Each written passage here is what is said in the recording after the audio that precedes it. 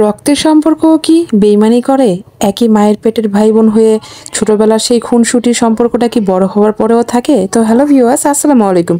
This is Shila. Welcome to Shila's cooking and lifestyle and video ব্লগে সবাইকে welcome করছি। সবাই কেমন আছেন? আশা করছি সবাই ভালো আছেন। আলহামদুলিল্লাহ, আমিও ভালো আছি।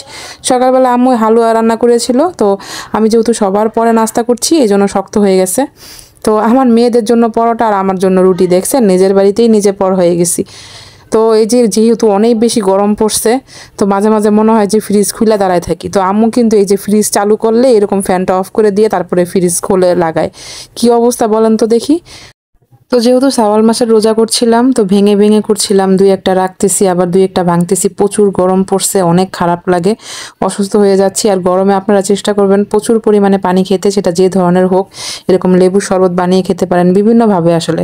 তো ভিডিওর শুরুতে যে কথাটা বলছিলাম যে রক্তের সম্পর্কগুলো একসময় বেইমানি করে, আসলেই তাই। ছোটবেলা আপন ভাই বোন, একই মায়ের পেটের সন্তান, একই মায়ের পেটে জন্ম, সেই ভাই বোনরা কিন্তু ছোটবেলায় এত মধুর একটা সম্পর্ক থাকে। ঠিক সেই সম্পর্কটাই যখন বড় হয়, একটা সময় যাওয়ার পরে সেই সম্পর্কটা তিক্ততায় পরিণত হয়ে যায়।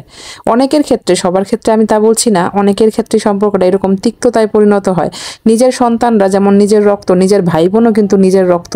সেই সম্পর্কটা আমরা ভুলে যাই।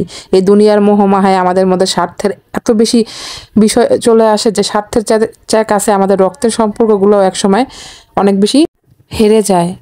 তো এগুলো ভাবতেছিলাম। আর এই যে আম ভর্তা বানাইছি গরমে, কিন্তু এরকম আম ভর্তা খেতে অনেক ভালো লাগে। সবাই মিলে খাওয়া দাওয়া করতেছিলাম। তো আপনাদের কাছে কি এরকম মনে হয়? আমার কাছে যেরকম মনে হচ্ছে যে অনেক সম্মানিত একজন ব্যক্তির সন্তান হবার পরেও মানুষ দুনিয়াতে তার মোহ মায়ার স্বার্থের জন্য একজন একজনের সাথে দেখা গেছে খারাপ ব্যবহার করে, ভাই ভাই মারামারি পিটাপিটি করে। এই যে আমার বাচ্চা দুটা দেখেন, এদের কি খুনসুটি, ছোটবেলার কত সুন্দর সম্পর্ক। একজন নামাজ পড়তেছে মাশাআল্লাহ, আরেকজনও পড়তেছে।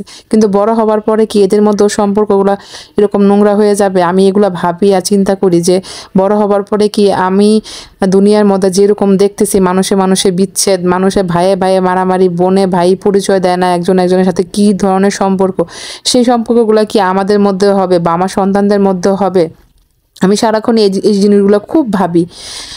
তো আপনাদের কারো কি এরকম জানা আছে কিনা জানাবেন। আম্মু অনেক ঢেঁড়স নিয়ে আসছে, এগুলো ক্লিন করবে। তো সেটাই ভাবি, আসলে এই দুনিয়াটা আসলে অনেক কঠিন একটা দুনিয়া। তো যেহেতু রোজা রাখবো, আম্মু আবার রাতের বেলা রান্না করে নিল। আজকের ভিডিওটা আপনাদের কেমন লাগলো জানাতে ভুলবেন না। ইউটিউব চ্যানেল থেকে দেখে থাকলে চ্যানেলটা সাবস্ক্রাইব করে দিয়ে বেল বাটন প্রেস করে দিবেন। আর যারা আমাকে ফেসবুক পেজ থেকে দেখছেন, চাইলে আমার পেজটা ফলো করে দিয়ে ভিডিওতে লাইক ফলো শেয়ার করে দিতে পারেন। তো এরকম নতুন নতুন ভিডিও নিয়ে আপনাদের সামনে চলে আসবো। আজকের মতো বিদায় নিচ্ছি। সবাই ভালো থাকবেন। সবার জন্য রইলো অনেক অনেক দোয়া আর ভালোবাসা। ধন্যবাদ ভিডিওটি দেখার জন্য। আর যারা এতক্ষণ আমার সাথে যুক্ত ছিলেন সবাইকে অসংখ্য ধন্যবাদ। আল্লাহ হাফিজ।